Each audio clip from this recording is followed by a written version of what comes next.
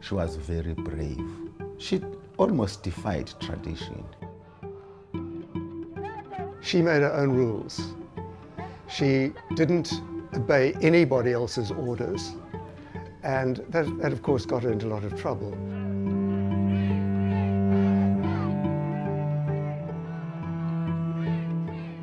Fatima was a controversial figure, and people tried to iron out her.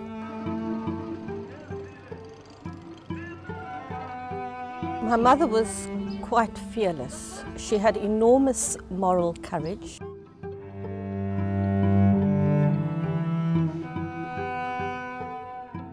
There's nothing that she couldn't do.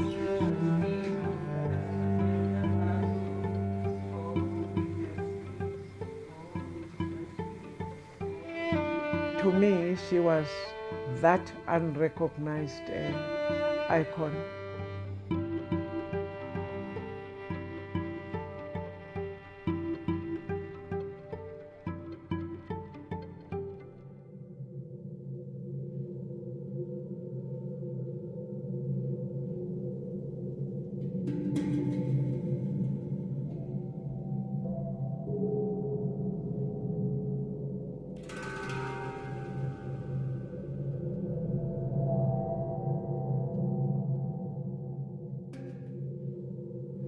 August 21st, 1976. Alone in my cell, I dressed and examined my new lodgings. My cell was small but clean. There were 2 sleeping mats on the floor. It was midwinter and very cold. The cell felt even colder. I was exhausted and I developed a splitting headache. The cold from the floor penetrated through the mats and felt as if it was biting into my very bones.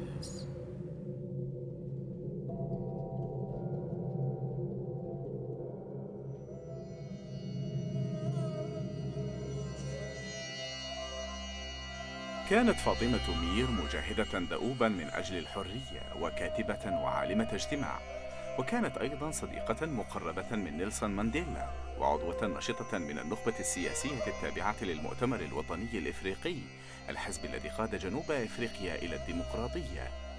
ولكن اليوم بعد 20 عاما من الحرية لا يكاد اسم فاطمة يذكر وخبت ذكراها. ترى لماذا؟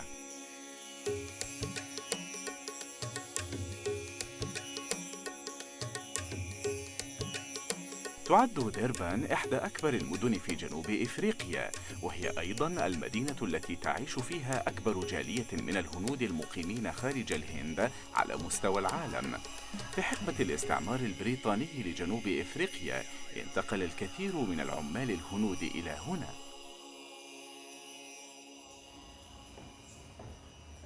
Well, the genesis of that is the indentured system.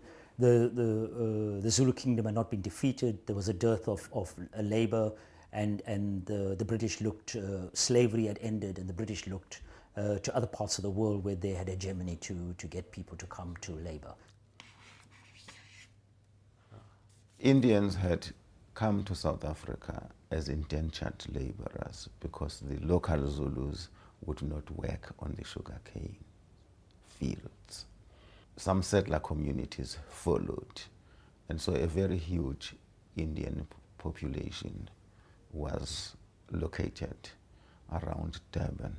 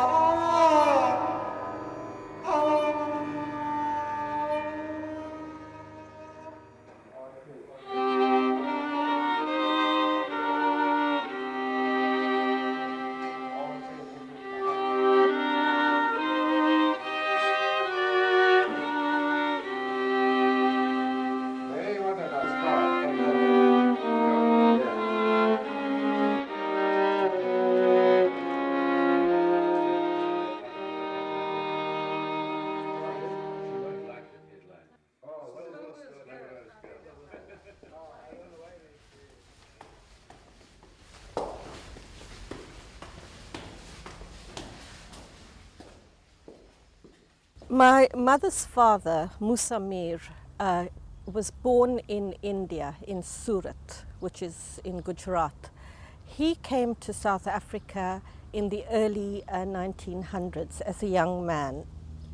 He came as what was known as a passenger Indian, as opposed to Indians who came here as indentured laborers. My father came to South Africa as a young boy, and he then married my mother number one in India, and her name was Khatija. Then there was my mother number two. She was here from South Africa. When you read about my sister's book too regarding Fatima, she said she was told, but we cannot say for sure, that there was Jewish parentage, her father, and there was Portuguese. I had a grandfather and two grandmothers because she was his second wife, and Rachel Farrell had transformed into Amina. The family then set up home in Durban, and they moved around the Durban area.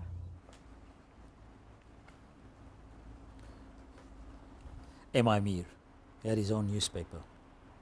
It was the Indian Views, my father's publication. Although not a politician himself, wrote a lot about politics, he was very close to the politicians of the day. I suppose with that type of background, we were all greatly influenced by my father. That's her, the first 17 years old. I think she was in matric at the time. My mother's political activism developed during the exhilarating and politically energized era of the passive resistance campaign in 1946. The passive resistance campaign, in a nutshell, was opposition to various draconian laws which were restricting the movements of Indians at the time. One of the things, it was a particular time in history, that it was a one time the Indian community had mobilized at a particular time when there was a spectre of the Nats coming to power. The second thing, Fatima was one of the first generation of women who were finishing high school, going on to university. And you see it in this photograph, women at the front. So women emerging as public figures. So it was both the question of her own understanding, coming from a political family, but at the same time, the timing was right. There was a meeting, a very significant meeting at Red Square in Durban, and my mother, as a 17-year-old girl, was yanked onto a lorry and asked to address a crowd of 6,000 people. And I think that was an electric moment. That was a huge moment in her life. And after she addressed the crowd, she was asked to lead a march together with people like Monty Naika and Dr. Dadu, and the rest is history. One of the strategies of colonialism was divide and rule. Apartheid literally inherited that and bettered it. So to a certain extent, Indians flourished relative to Africans, and those things caused divisions. When they themselves became employers, which is a natural outcome of capitalist relations.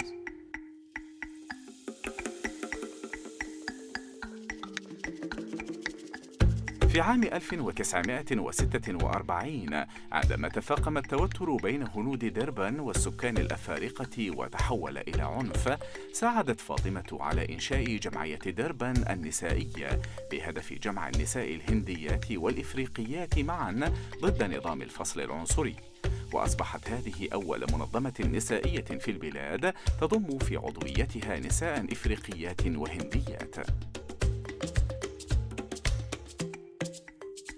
She did not believe in separate development. She did not believe in separating people according to race. But also, as a sociologist and as a human being, acknowledged that people had certain genetic origins, cultural origins, and you couldn't deny those, but they did not separate you from the rest of mankind. September 14th, 1976. I am writing you a letter today. I wrote you one yesterday. I feel I am here, absolved of all responsibility, and you in that wild, uncomfortable world, pressurized from all sides and killing yourself with anxiety. You must relax now, worry less, so that you may live longer, so that we may be together longer.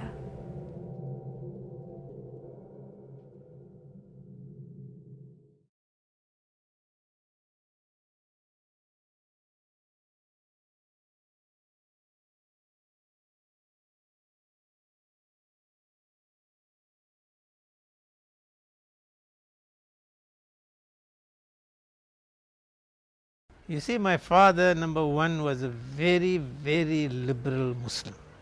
Fatima goes to University of Wits when she finishes a matric. Unheard of. No father would send his daughter to Johannesburg when we are living here in Durban because of the bad influences there in Johannesburg.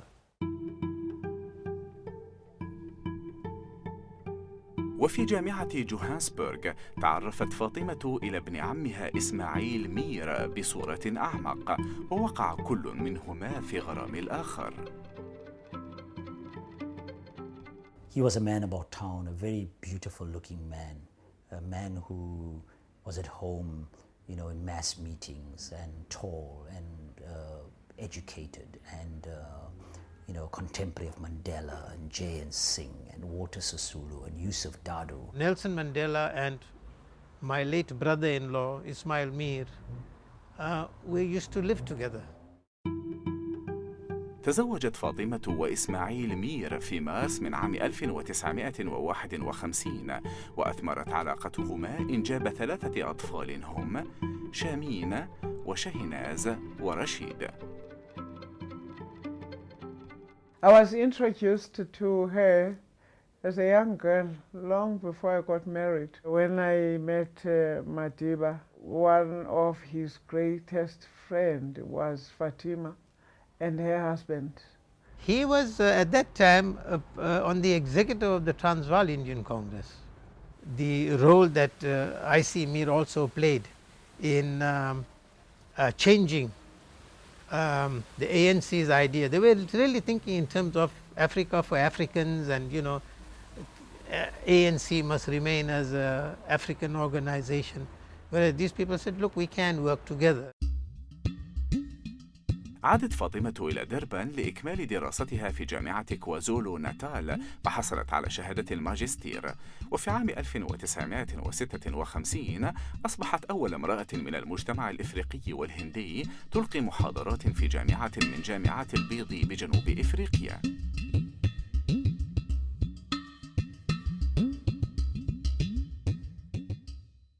The association that Prof. Mir and I had spanned over 20 years. And it was more like a mother-son relationship that I had with her. How are you? Morning. Nice to see you all in flesh. Fatima, Mir and I met by chance.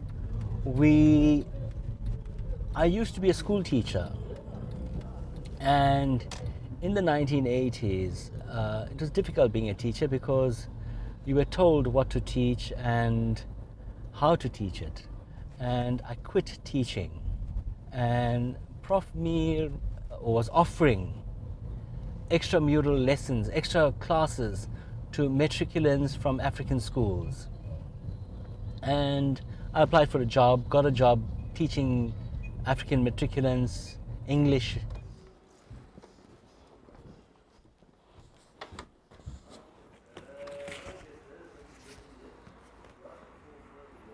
Prof. Mir found that as an academic, blacks in our country were not telling our story. We were not telling our story. Our story was being told by others, the way they perceived our lives to be.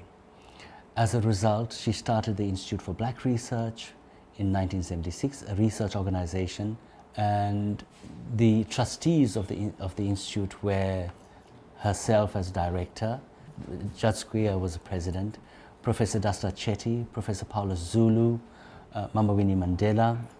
It was her passion. She lived for that, and it was her own creation.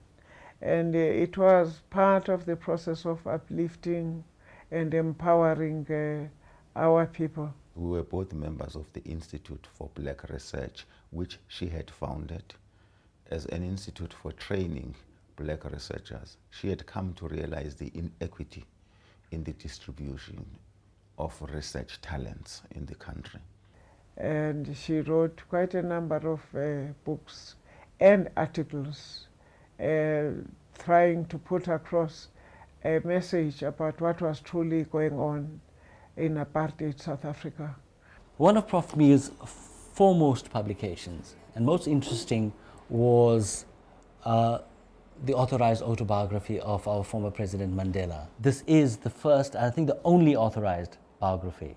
He's released in February 1990, but in January 1990, this book, by the way, was published in 13 different languages around the world. Hundreds of thousands of copies sold. And the proceeds, by the way, of this publication was given to the Mandela family. The book, Apprenticeship of a Mahatma, this is a very simplistic document of the life of Mahatma Gandhi in South Africa. Very passionate about Gandhi. Her library, 3/4 of it was Gandhi.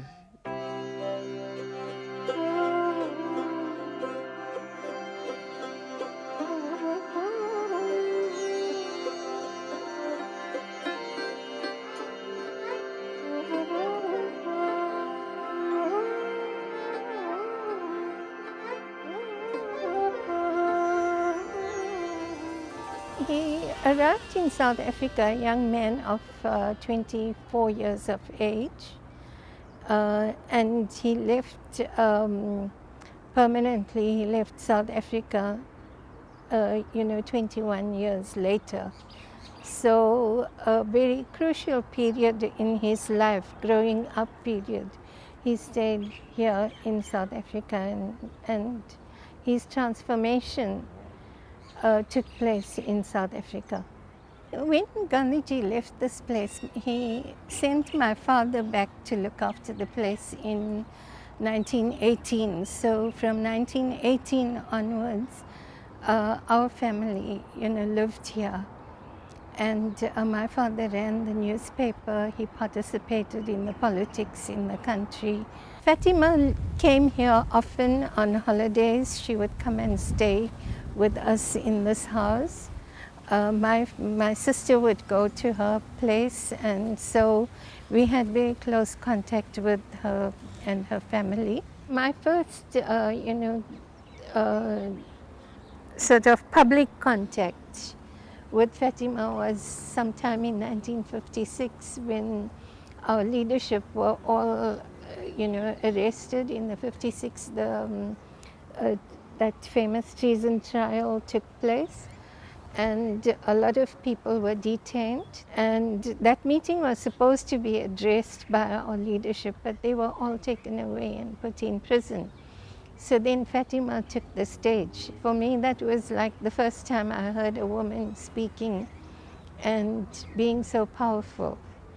Just as Gandhi had created what they call skills training centers, craft centers, Fatima also, perhaps inspired by Gandhi, started skills training centers from as early as the 50s, 60s. Initially at the Gandhi settlement. After democracy, some 13 years or so ago, she started an organization called the Kanya Skills Training Center.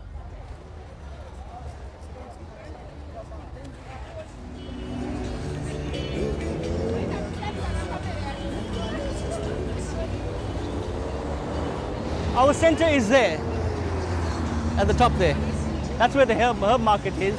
You find that the location of our center, the training center, is so apt in the sense that all the informal traders that train with us sell their wares amongst the people here.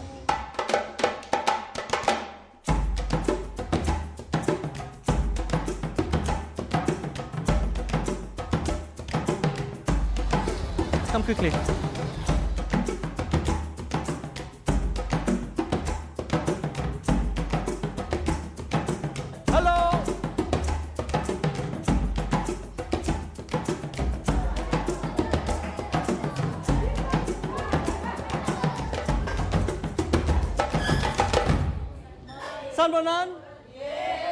Kunjan.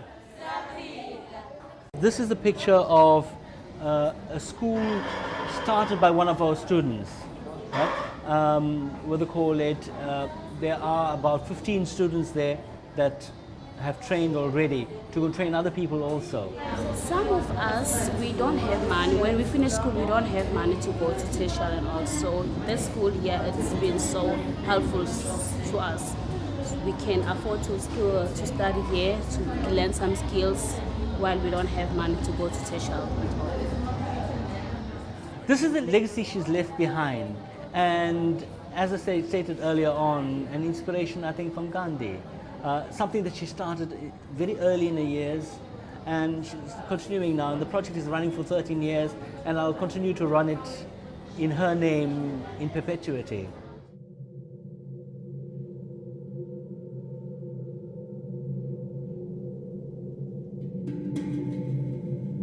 November 12th. I received a letter from Shanaz. She writes that examinations are over.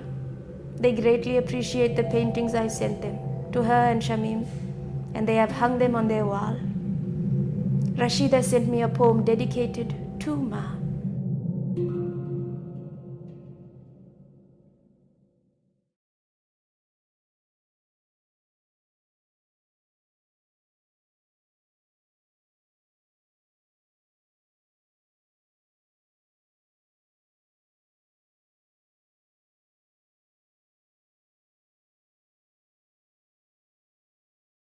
In 1976 was a turbulent time in South Africa. My mother, my 21-year-old brother, and my brother-in-law were all simultaneously detained.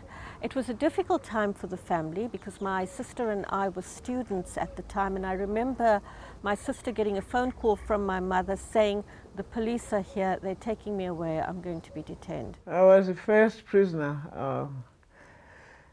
In 1976, of course, the nationalist government of the time blamed people like myself for the uprising. But whenever I was in that kind of situation, they always dragged along Fatima. I was at the fort, what is now the Constitutional Hill. I was there for about a week. And of course, I heard my friend was in one of the cells there, and poor Fatima had not done half of the things I had done.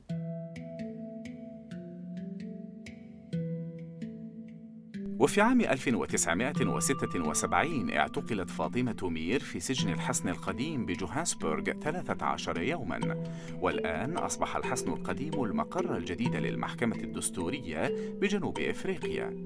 وفي المكان نفسه اعتقلت شخصيات بارزة مثل المهاتما غاندي عام 1906 ونيلسون مانديلا عام 1962. وخلال فترة اعتقالها كتبت فاطمة مذكراتها التي صدرت لاحقا في كتاب، وتحتوي تلك المذكرات على بعض الرسوم التي تدور عن حياتها داخل السجن.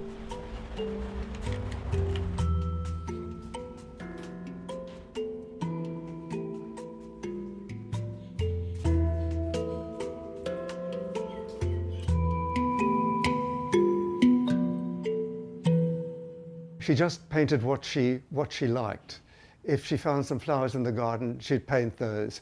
She had no special idea. She just did whatever she thought was lovely, and it usually was. Sometimes a bit wild, sometimes a little bit uncontrolled, but nonetheless full of soul, full of energy, full of heart, as she was. Fatima was a brilliant artist, you know, but people got dragooned into becoming almost one-dimensional figures as much as they strained against it, you know.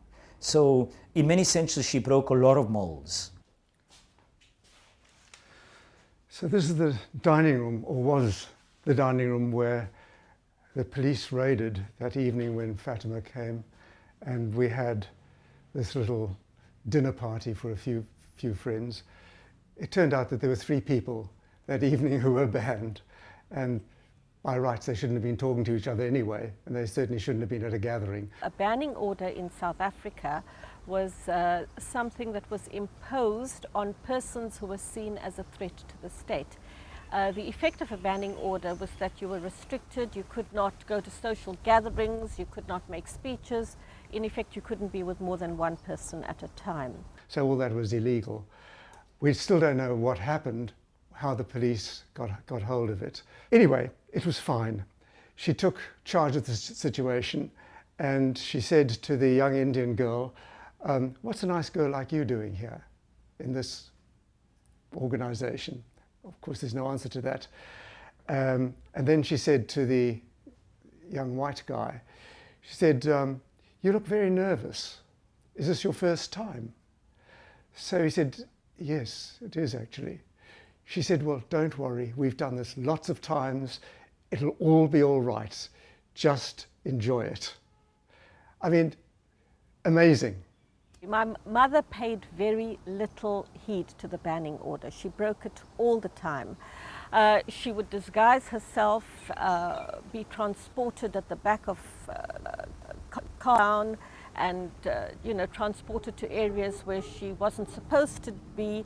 And so she ensured that she continued to try and live a normal life and do the things she wanted to do.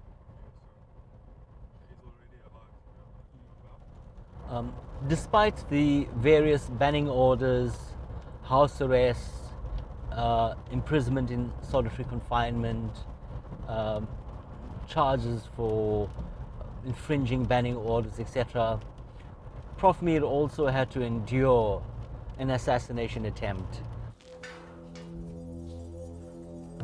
Whoever attempted to assassinate Professor Mir came in here late one evening and rang this doorbell. This doorbell has been here forever. In the meanwhile, her housekeeper lived with them in the study, and he got to the door quicker than she did. And what would have happened is that had she gotten to the door, whoever struck that bullet from the darkness out there in the garden would have hit her directly into her head, and it would have lodged into there. And since Zwelinia got here before her, and him being taller than her, the bullet passed through his shoulder and lodged into that door frame there, making a hole in a very strong steel door frame. And the extent of the damage, if you could see the extent of the damage that was caused, would have been the security branch of the day, attempting to put her away because she was a threat to the government of the day with the noises she was making internationally and locally regarding the injustices here in the country.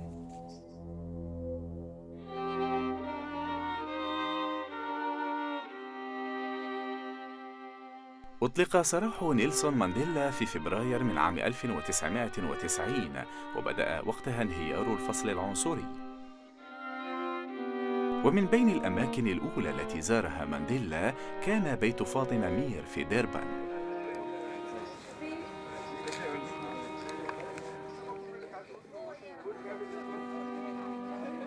وعلى الرغم من استمرار العلاقة الوثيقة بين مانديلا وفاطمة وإخلاصها لحزب المؤتمر الوطني الإفريقي، غير أنها لم تحصل على منصب في البرلمان وظلت ناشطة سياسية.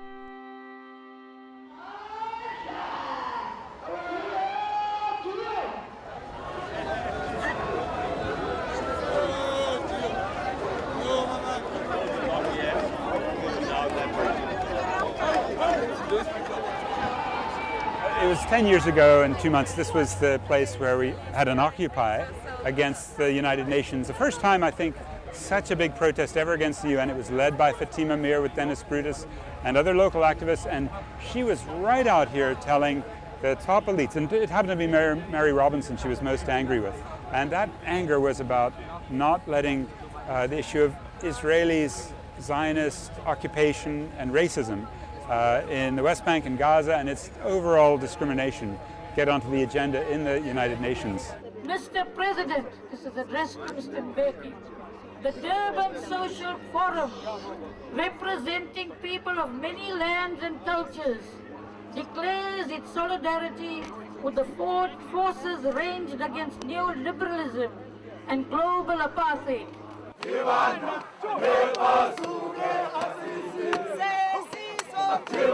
If I think of where she would be wearing a shirt and out protesting, I think it's probably with this group. This is the Democratic Left Front.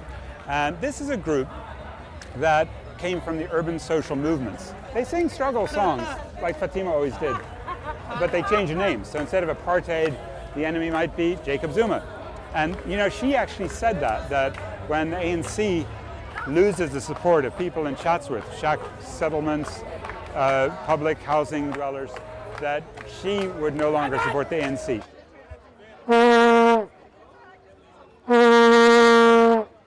Ponzi! Conference of Polluters, Ponzi!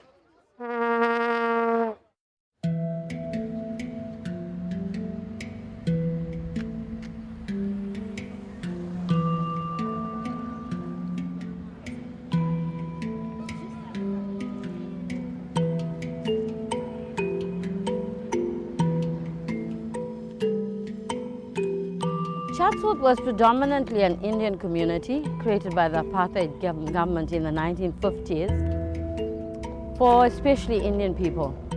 But in the new dispensation, it's become more multiracial.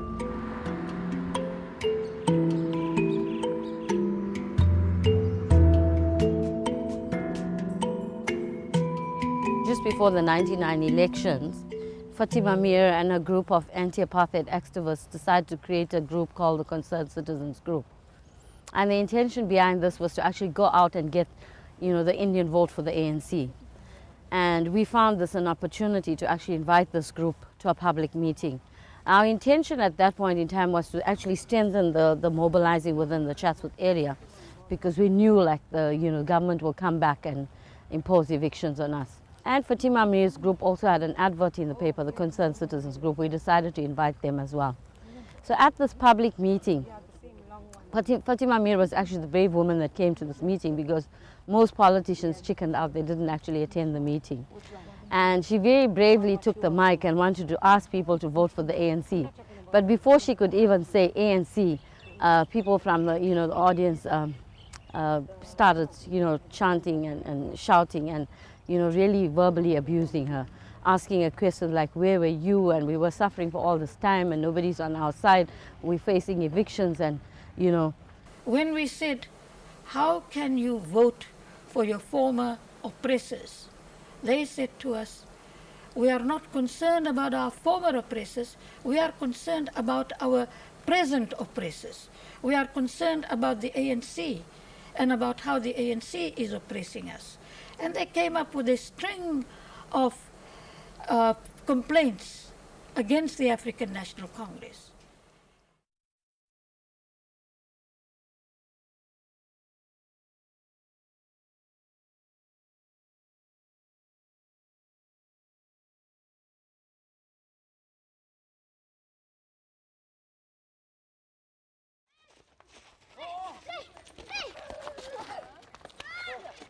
When Professor came here and she found out the issues that people were facing around the social injustices, and that's a disconnection of electricity and water, the threat of being evicted, the threat of being relocated, she started to champion the cause of the people and the cause of the poor. Well, listening to the plight of the people on that afternoon obviously made her understand. One of our families living in a shack was actually facing the threat of being evicted that Monday morning. She was here at 8 o'clock in the morning to defend that family. You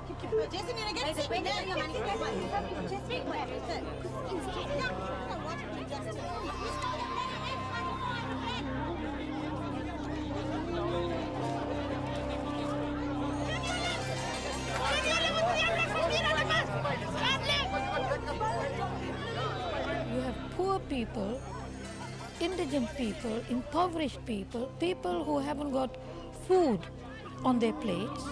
Now you are going to take away the roof from their heads. And where do you expect these people to go? You are just compounding their indigency.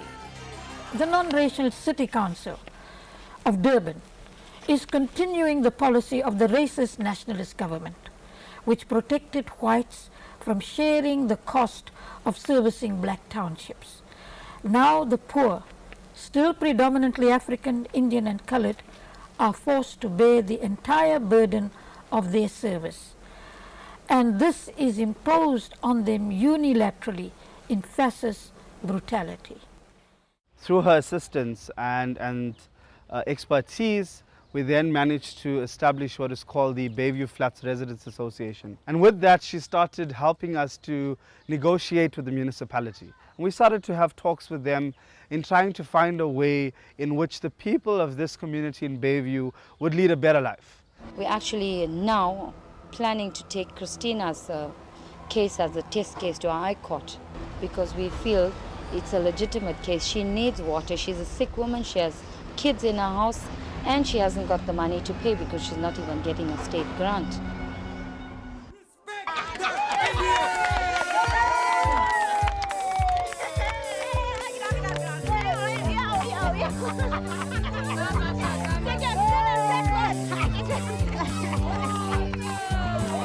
We have a Bill of Rights. You have a right to a house. You have a right to water. You see? You have a right to these basic amenities. Yeah. Thanks. Right. Okay.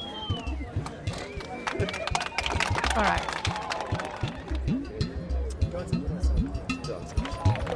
The government can't tell us that it hasn't got the money because we know it has got the money.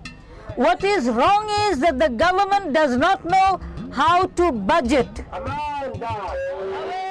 And there's an instance where it was a few days after her triple bypass operation, released from hospital. I think it was 3 days after she was discharged from hospital.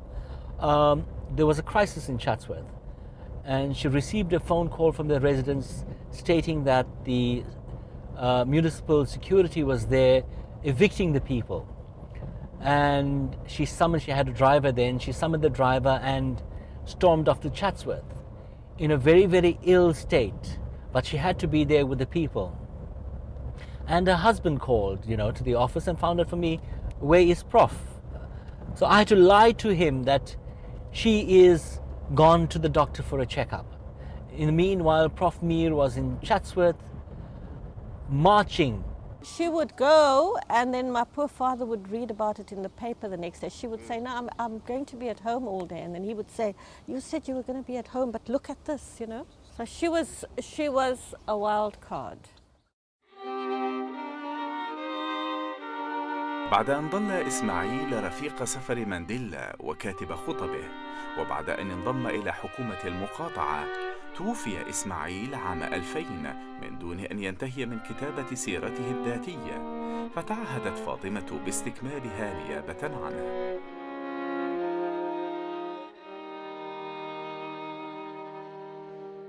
At his funeral, the premier of the province, because Ismail was also a member of parliament, provincial parliament, described him as a peacemaker. My father played a huge role in giving her the space and enabling her to continue with the political activism and social activism which had started in her as a young girl. The strongest points about her was that she looked at the human being as somebody with life, and the life that they had was the most important thing. She looked at people with a lot of dignity. And the ANC, through this period of struggles, where people had to fight for electricity, fight for water, and fight against disconnections. She even took a case to the High Court and challenged it, challenged the government. She was criticized as being a counter-revolutionary. If we believe that the government of the day has the capacity to deliver, but still will not deliver, then we will inform people about it. And if that is being counter-revolutionary, we will be counter-revolutionary. Well, this is the main power of Fatima Mir. The only reason a documentary should be done on Fatima Mir, because I can't think of many people who came from deep inside the ANC, who so quickly was able to turn on the ruling class and show them for what they are. I think Fatima Mir always kind of said, I don't know, it's not these people in the ANC, but it's these deep processes, it's that corruption, that awful sense of crony capitalism taking over public policy, that terrible neoliberal nationalism, which is arrogant and out of touch with the people, that she saw so clearly in Chatsworth when she tried to go and campaign for the ANC in 1999. Fatima was always critical of the ANC in the sense that she was not happy about transformation in relation to the poor. We hadn't devised programs that actually dealt with the poverty of our people. South Africa has actually moved from being a racial apartheid South Africa into being more now a class divide, apartheid. So apartheid still exists even today. This gap between the rich and poor is so large that poor people, barely have a voice. So therefore, Fatima Mir, one of the things she's done is given us the strength to really keep our community together, and really stand up and fight for whatever we think is our needs. We had a political freedom, but political freedom without economic freedom was half the freedom we fought for. And at the time, we didn't realize it. We thought hoisting the flag of freedom was going to solve all our problems. We were just halfway. I remember once when she phoned Nelson Mandela. I was in her house, and she told him off for what he had done the night before, whatever it was. Now, there are very few people in the world that would have the audacity to pick on a person like that. But she did it in such a way that it was not offensive. She was never vindictive. She was only interested in the truth about everything. I've always stood for the poor and for the rights of the poor, and I'm standing now again for the poor and for the rights of the poor. And if this is standing against the ANC, then I will be standing against the ANC. Though I must point out to you that all my friends are there. All my socialization, my allegiances, my sort of happiness, my camaraderie, my comradeship for the last, 60 years or so has been there.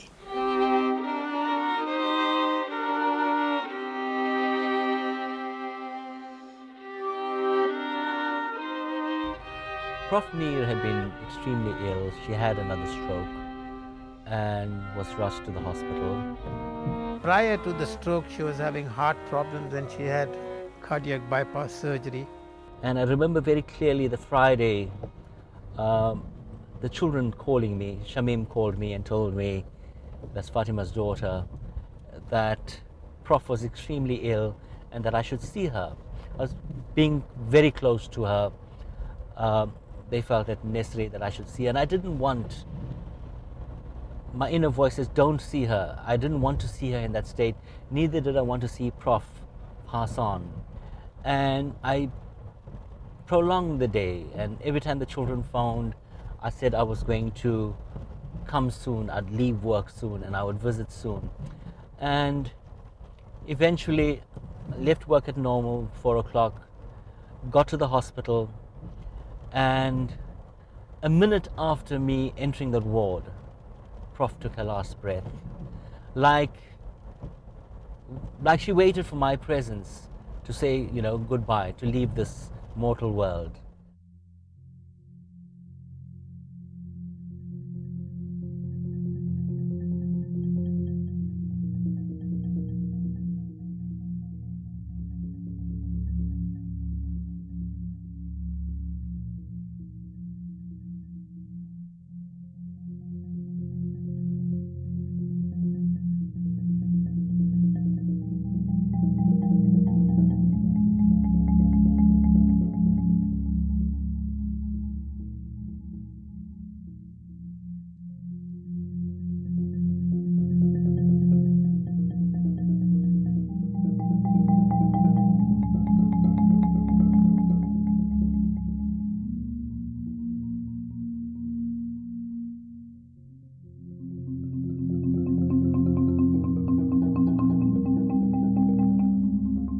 The only day we realized what a powerful figure she was in this country and in the anti-apartheid struggle was the day she died at her memorial service. When we had the premiers and people from the president's representatives really talking about her involvement in the anti-apartheid struggles. It was at that point we realized that we were amidst one of the most powerful women in the South African history. She lived all her life trying to transform society, trying to transform the lives of our people. And I have no recollection of bridges named after her, hospitals named after Fatima, as is usually the case with those people society decides are their icons. If you go to her gravestone, the inscription on it talks about Ummah, Ubuntu, Tawheed. And these are concepts which denote the universality of humankind, and concepts, I think, which she believed in and embodied so much of who she was. Her legacy is to realize that we are in this world for a limited period, that there is a lot of injustice in this world, and we must do everything that we possibly can to uplift people from poverty to a better life.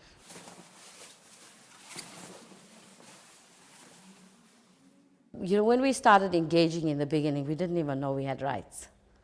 So she was very instrumental in actually gearing up us with that, that real weapon. You have the right to do it. It is your right to do it. And once you understand that right, it gives you that power to fight for it. If Fatima was alive, she would be leading the demonstrations. She would be leading the demonstrations. She would be right there with the poor, and she would be the voice of the poor, as she had always been. Uniting Indian and African people to find again that possibility of black unity, this time not against a white oppressor, but against a class oppression of neoliberal policy. We miss her because that's so desperately needed right now. An amazing woman, amazing and rare also, a gem to have amongst us, and she will be sorely missed, especially by me.